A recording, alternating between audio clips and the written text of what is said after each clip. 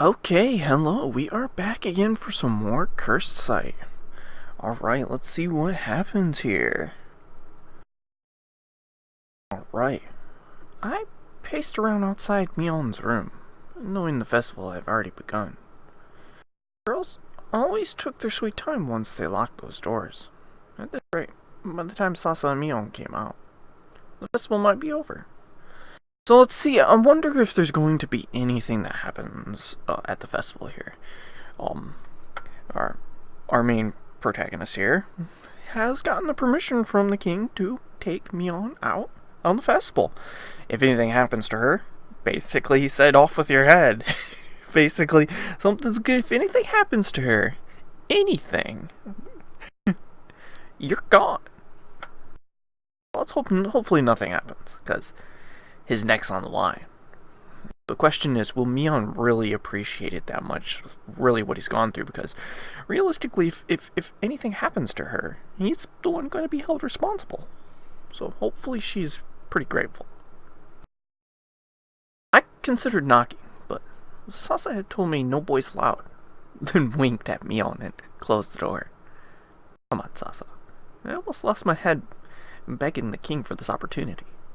You know, I wonder if Mion would look pretty cute. I think Sasa as a character would, if she was a real person, I'm imagining she would be quite an attractive woman. And I don't think Mion would be too bad, but of course, she's pretty young. Who knows when she gets older? She might. Except for those killer eyes that literally will curse you and you'll be dead. I heard Mion's voice from behind the doors. Sasa, if this keeps up, East and Westaria will be at war. Worry about that tomorrow, Sasa said. Tonight, you're going to be a star. At last, Sasa opened the doors with Mion half hiding behind her. Mion's hair glittered under the lantern lights, making me want to run a hand across her pigtails. Her cheeks had more blush than usual, too. Sasa must have shared some of her beauty secrets behind those doors. And it looks like they're just, at least in picture-wise, they're just wearing the same stuff. They just were getting ready. I was hoping with maybe a slight costume difference, like it'll be actual some sort of event, but no, just the usual costumes we've been seeing. With a sly grin, Sasa came and slapped me on the shoulder. Sasa here definitely seems like she's trying to maybe get Mion to open up a little more.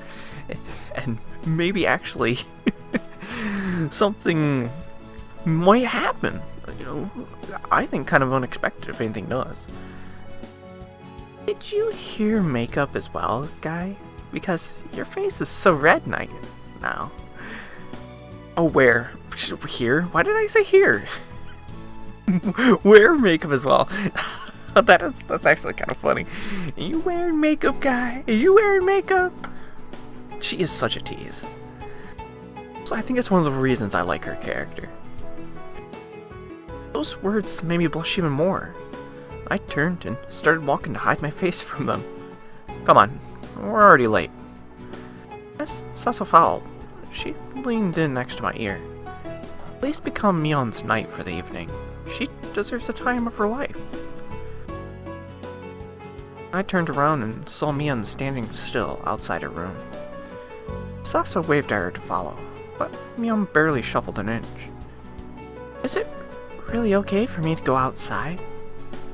I wanted to grab Mion's hand and drag her out, but Sasa beat me to it, making me taste just an ounce of envy. Mion, who usually talked non-stop whenever Sasa was around, kept silent as we strode out of the temple. We walked so slow that I feared it would be sunrise by the time we reached the streets. Once we arrived on Melody Way, however, everything changed. Mion started running around so fast that Sasa almost lost grip of her hand. As Mion looked and pointed all over the place, even the other children on the streets cast her condescending glares. I held back a chuckle, realizing I had no need for concern. Well, maybe I did worry a tad for Sasa. Mion was pulling her around so wildly that she almost tripped over her sandals. Lanterns of every color hung overhead, giving me the sensation of walking under a rainbow. The richer townsfolk had dressed for the occasion, wearing diamond-studded earrings and bracelets that shimmered under the moonlight.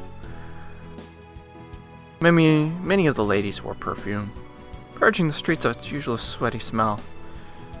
Even the ringing bells sounded less annoying tonight. I had no grocery chores for once, so that might have helped. Seeing Mion's smile made me do the same, but inside, I also sensed a brewing sadness. After tonight, Mion might never have another chance to venture outside. I tried my best to banish that thought.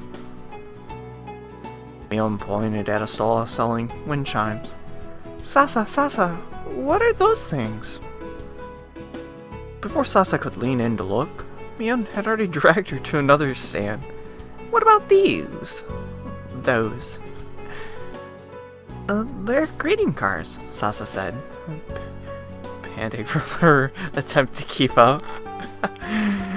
Mion definitely must not get out much at all. This must be one of the very, very few times she has ever gotten out and actually seen what's actually in the real world. Suddenly, Sasa turned to me and winked. Hey, back in a sec. Sasa let go of Mion's hand and vanished into the crowd. That Sasa, always plotting something up her sleeves. I never asked for time alone with Mion. Yes, I knew my heart was pounding. No need to make fun. As Mion looked around for Sasa, her grin started to fade.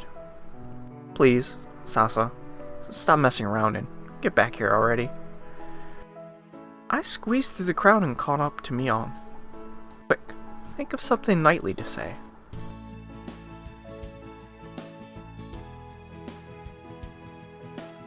Guy? For the first time, Mion referred to me by name. Thank you, Guy, was a no count in my books. Sasa once shined Mion for never saying my name. I never thought it mattered much, but now I was fighting to hold back a stupid grin. Guy, lots of people I don't know, Mion said. It's okay. You know me. Mion turned in my direction. Surrounded by the crowd, she looked tiny beside having powers nobody else had. With her standing this close, I noticed she excluded a fragrance similar to Sasa's. It must have been Sasa's handiwork. Mion looked my way, but thanks to her veil, I struggled to tell what expression she had on. I wish the cursed sight could go bother somebody else for a day. Then, I could be the first to take off Mion's hat and look her in the eyes. Now, I wonder what her eyes look like. I mean, it's a question. I mean, design-wise, I think she could look like a cute character. But the big question is, what does her eyes look like?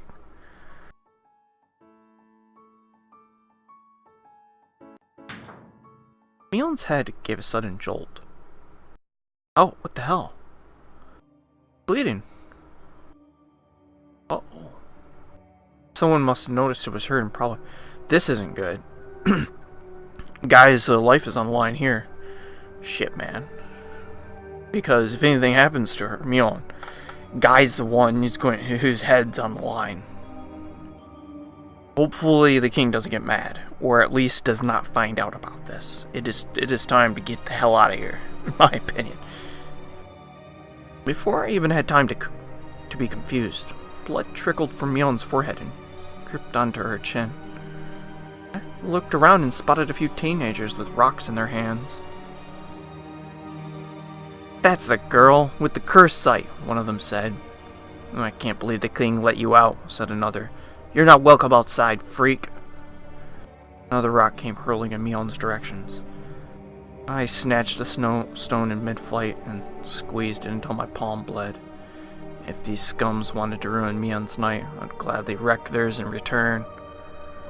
I took aim at the teenagers, but just as I was about to throw the rock, Sasa appeared and seized me by the wrist. Let's get out of here, Sasa said and dashed toward the temple. I grabbed Mion's hand before trailing after her. My oversized shoes kept wanting to slip out, but I tried my best to ignore the discomfort. Those teenagers never had the guts to chase us, and we returned to the temple in one piece. Once we reached Mion's room, I closed the doors while Sasa wiped the blood off Mion's face. I'm fine, Mion tried to brush Sasa's hand away. Shut your eyes, Sasa said, using her grown-up tone to let us know she was in no mood for tantrums. Mion gave a nod and Sasa removed her hat. Damn. Maybe we'll get a chance to actually see her face. Mion squeezed her eyes shut, as if shampoo had poured into them. Judging from the way her body shook, she seemed more terrified of her own powers than Sasa. At least others could run away, but Mion had nowhere to hide from herself. Loke said if Mion lost a hair, I'd pay the price. And now she had this gash on her forehead. No hair lost though, right? Oh, guy. You had a good run. I hope that, he just doesn't find out. That Mion... I don't know if Mion knows the whole thing that he's gone through to try to do this, but he wanted you to have a good night, and this isn't Guy's fault. You got away, you're still alive. Don't say anything. Guy doesn't deserve to die just because something happened. You're okay. Might hurt, just as long as nothing serious. Sasa's head could, well, end up on a platter next to mine. Yet she cared only for treating Mion's wound. Sometimes I resented her for that. Her kindness exposed me as the jerk that I was. It asked me to be Mion's knight. A blight more like it. Well, her kindness exposed, of the jerk that he was. I kind of agree that, his ideas, the way he's kind of gone about treating Mion in a way, he kind of has been a jerk. And that's why I didn't really like him early on. Maybe as a character he's changing slightly. He's not being such a freaking idiot that I thought he was. And, maybe he's becoming a little bit better of a character. Because at first, I really didn't like him. Well, maybe Sasa, as a character, has rubbed off on him a little bit, and he's gotten better, If Sasa was never around, I think he would always been at odds with Mion. I think he's understand that Mion isn't, really a bad person per se. I think she's probably a nice girl. She's just misunderstood, and people just are judgmental against her because they're afraid. And, of course, Sasa's not. I'm never going outside again, Mion said. Those words made me turn around and see she had her hat back on. Sasa stroked Mion's back, but she continued to shake. Never, ever again. I hate everything and everyone. Sasa shook her head at me, then looked like a signal for me to get out, so I did as told. After shutting the doors behind me, I inhaled a shaky breath. Was Mion saying my efforts were meaningless? Destructive, even? I think that she's just a little kid still, just like you. You're both young. I think she's just coming to a conclusion really quickly, and it's not the best conclusion. Something bad happened, and she's feeling bad about it. She was having fun, and it just kind of ruined the moments when she was there. Just people were judgmental because they're afraid of her. She should try feeling half the horror I sensed when I begged Loke. I had swallowed my fear for her sake. That should have earned me a medal, not an outcome like this. Mion's sobs sounded from behind the doors. This rage stirring with me proved I had done it all for my personal gain. If I impressed Mion, she might grant me special treatment. That must have been my real aim all along. I don't know about that. I never really thought that was his aim. I thought he actually started to actually feel something for her. Maybe understood. I don't really think he was looking for special treatment, maybe a little bit to impress Sasa or something in that matter. I definitely Sasa probably had some play in his bravery to go up to Locke, at least. Time to wake up, Guy. Stash those heroic fantasies of yours into the cupboard and never let them see the light again.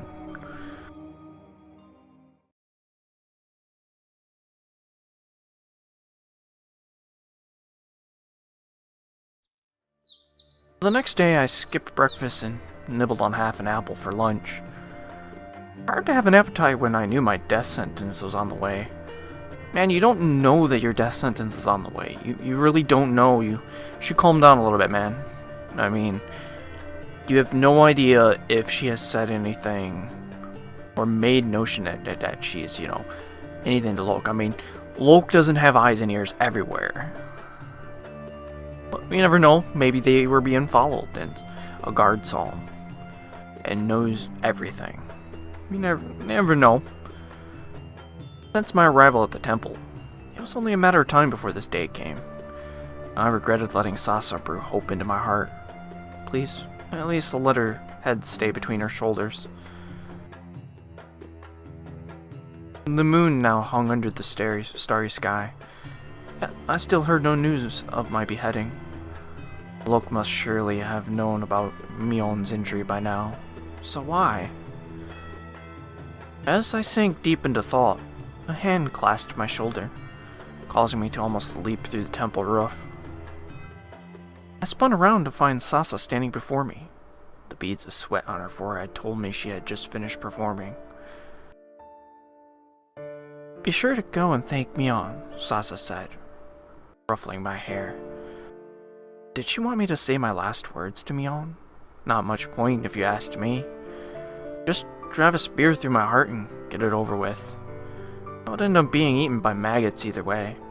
No, I think she's trying to say that, Mion either spoke Locke out of not beheading you, or did not make any mention of what happened to her at all, and has just kept it a secret because she knows she has an understanding that you would be dead otherwise, and it is not your fault what happened, and you shouldn't die. Maybe she's understanding, and she doesn't want that to happen to you. Maybe she actually is thankful. You don't know. You left the room, and you don't know what kind of conversation Mion and Sasa might have had other than her crying.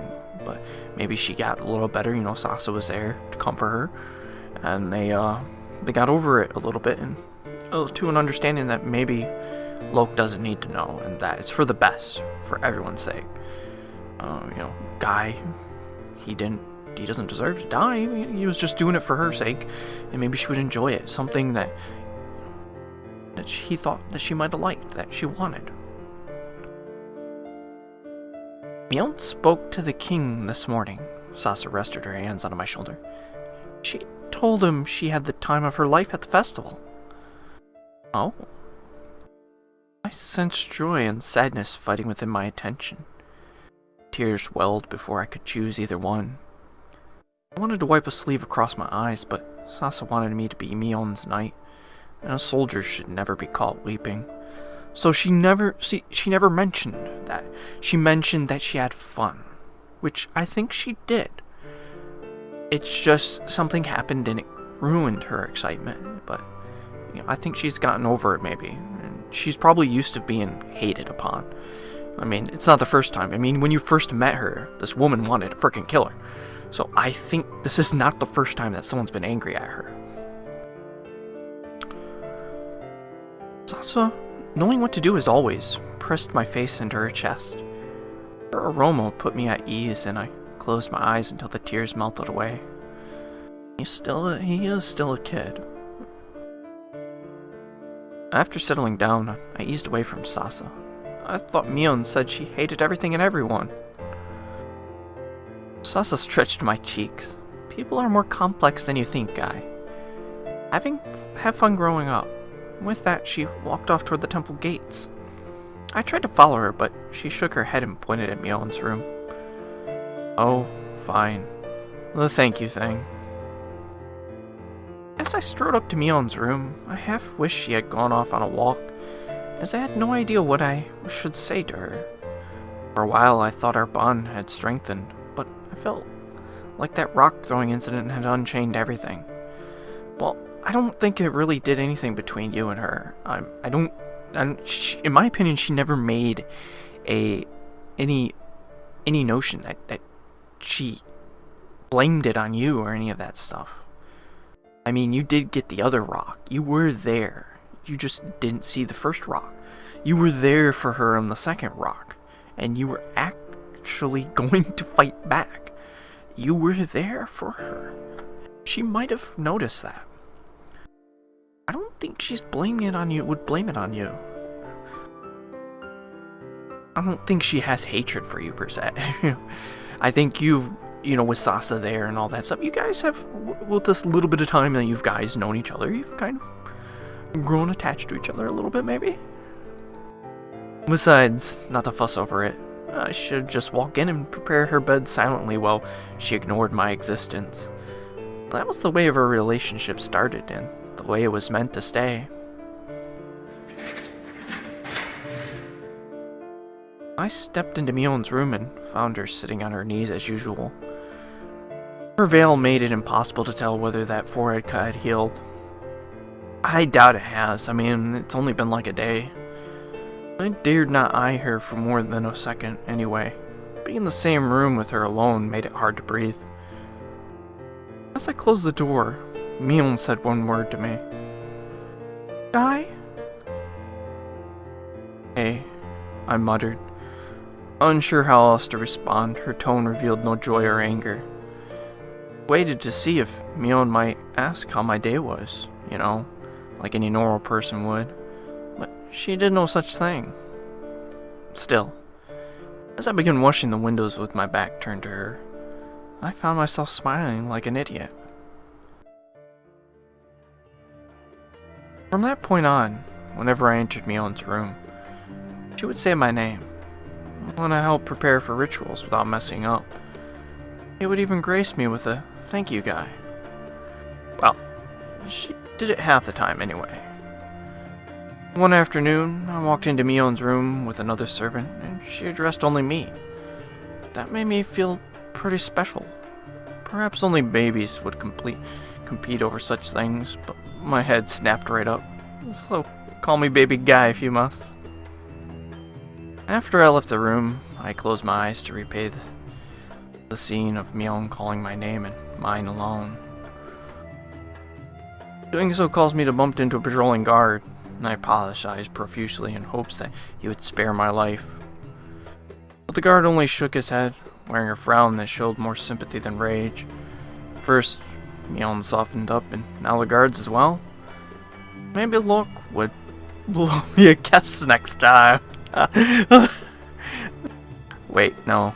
That would just be horrible. I'm just imagining it. Him behind his little curtain. He opens it up and goes, "Hey, guy." Guy, is it? The guard asks. Oh, address me by name even. At this rate, they might crown me king tomorrow. For now, though, I gave a small nod. I have news from your home in West Taria, the guard said. Since my arrival here, not once had my parents contacted me. Perhaps they had at least found the courtesy to apologize, or maybe they had collected enough gold to buy me back. Well, Mom, Dad, I would have to think about that and get back to you. Your parents have passed away, the guard told me. Oh shit, man. Passed away, or they got killed or something. I don't know how much. See, some of these stories, it's hard to tell exactly how much time has actually passed, because some things they make, an assumption of multiple days have passed, and maybe even more than a multiple days. A month could have passed. It's hard to judge time frame. Oh, well, some might find my reaction heartless, but I merely blurted out the first thought that came to mind. Well, I don't think you can be too heartless. I mean, I can understand your reaction. You're not really that sad. I mean, you did still have that feeling when you first got there, at least, of, maybe you still had a little bit caring for your parents, hoping that they would come for you, even though they sold you off. But they did sell you off into slavery, after all.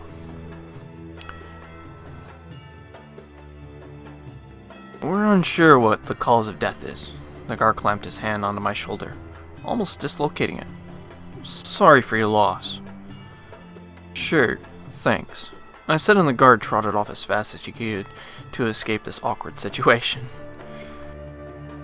I reassumed my cleaning duties as if I had never heard the news.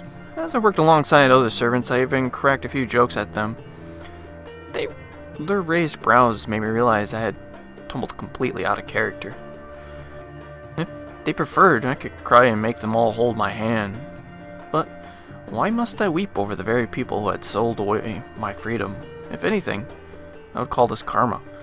I wouldn't see anything bad. I mean, I don't know how your parents actually treated you before they sold you off, but if it was that big of a 180 turn of, hey parents, I know that you can love your parents, but they made a decision that you could argue was selfish in a way. I don't know if they really could argue that they did it for, you. It did seem kind of selfish to sell you off into slavery.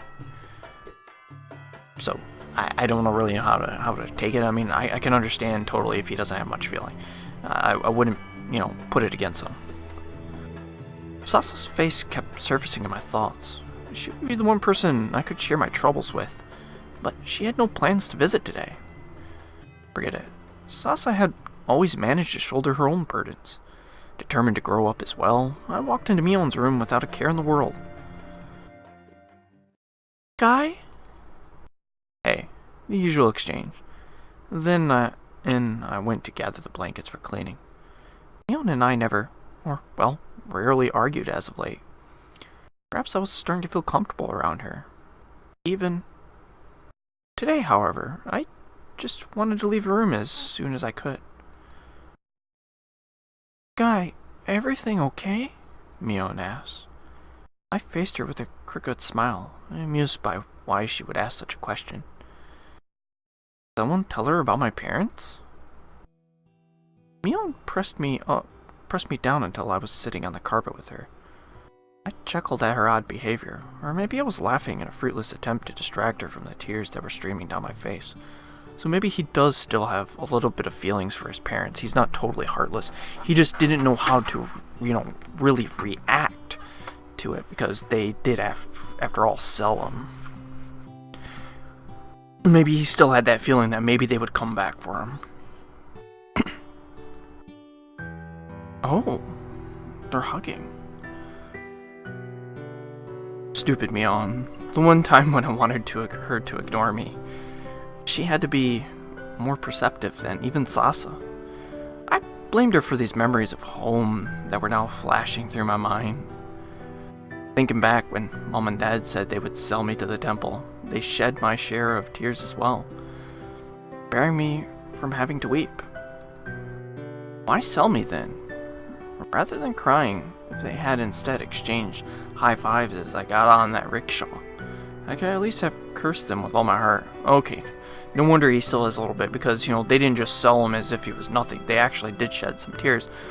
So I would ask how selfish it really was. What was their reason? We don't know the whole reasoning behind selling him, but it could have been pretty much a selfish reason for money. Or maybe they thought he would have a better life as a slave free under the king. You never know, it possibly could be. I mean, I don't know their parent situation. And Mion leaned in and looped her arms around me. In this position, I was able to hide my tear-stained cheeks from her. After controlling my sobs into snuffles, I shared the news with Mion. Once I told her one thing, the rest came flooding out as well. I'm worried about my baby sister the most. Oh shit, I forgot he had a sister. Who will look after her now? Mion released her embrace. 1 coconut, 2 apricots, cold water, 4 incense sticks. Mion still only cared about doing work at a time like this. Please, have mercy and ask somebody else to take my place for tonight. Wait, today's schedule said nothing about Mion needing to perform a ritual. Go on, Mion said. I'll find out what happened to your sister. Oh, right, okay. My face reddened from the shame of misunderstanding. But are you sure? I knew rituals took a lot out of her, and she had another one booked for tomorrow. Her powers should be saved for world issues and not the curiosity of a mere servant. Go on, Mion said, her waning patience evident in her tone. I scurried out to collect what she needed before she could change her mind. I wonder, she says it takes a lot out of her. I wonder if every time she uses her powers, if she's inching herself one more closer and closer to death, that she might die young, you know, that the more she uses her powers, it's actually killing her, you could say. Because, you know, I've seen sci-fi based stuff and other, you know, fantasy stuff where, you know, someone with powers really shouldn't be using their powers, and that the more they use it, it's basically killing them. That they really shouldn't use their powers. So, you know, that is not an uncommon base theme to a you know, a character having powers. You know, some sort of power. Power is kind of like a curse as well on themselves, because every time they use it, whether they're using it for good or bad, it's basically going to kill them. One of these days, they're going to literally die from it. My heart pounded as Mion began to chant. By now, I had grown used to seeing these rituals, but the spell tonight meant something to me. Mion seemed to be taking longer than usual. Maybe I should tell her to stop. Should anything happen to her, the king would feed me to his parrot. Mion exhausted herself for me, and here I stood, fearing for my dear life like the animal I was. The floor stopped quaking at last, and Mion dropped onto all fours. With sweat spilling down to her neck, she gazed up at me. Your sister's been adopted into Astaria's temple. She's going to be okay. Tell me later. I pulled a tissue out of my pocket, used it to wipe the sweat off Mion's neck. Her cheeks reddened a little, but she let me continue nonetheless. My vision came out rather blurry, Mion said. Perhaps my focus is lacking. I shook my head. You did well enough. The Astarian temple must have taken my sister in as a new servant. She'll become a slave like me, but at least I know she's alive. Thank you, Mion. I don't know why they put all the... They do the same thing when Mion says thank you to Guy. It's all clumps into one word. I don't know if that is a mistake, or if they're trying to say, like, they're slurring the word together. Like, they're really not trying to say thank you. Like the characters are like, I'm trying to make it pretend like you're not going to hear me very well because I'm slurring the words together. And that was my tribute to Mion's thank you guy. Okay, so it's supposed to be something like the way that Mion's been going thank you guy. I winked at Mion, hoping to make her smile. She threw an apricot at my face instead. Yeah, alright. I probably deserve that one. Alright guys, I think this is actually a decent place to end this off here. Alright, the story is actually getting kind of interesting, I'll say. I really want to know what the situation between Guy, Mion, and of course Sasa. Those are our three main characters that most of the story is revolved around. Mainly Guy and Mion. Our main character, which is being told from the perspective of his Guy, so he is mainly what we're looking at. And of course Mion is the character who's on the cover kind of art, so she's definitely the biggest play other than Guy.